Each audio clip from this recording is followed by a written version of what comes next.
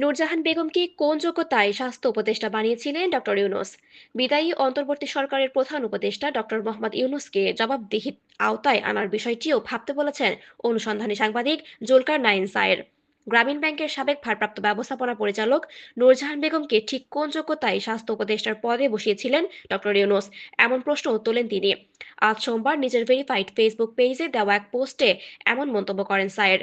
তিনি বলেন, যারা ইউনূস সাহেবকে রাত দিন পূজা করেন তাদের প্রতি পরামর্শ রইল, পূজা অর্চনার পাশাপাশি তাকে জবাবদিহির আওতায় আনার বিষয়টিও ভাবতে শুরু করুন। ফেসবুক পোস্টে জুলকারনাইন সায়ের বলেন, দেশের সাম্প্রতিক ইতিহাসে হামের প্রকোপে 41 শিশুর মৃত্যুর ঘটনা ঘটেছে বলে জানা নেই।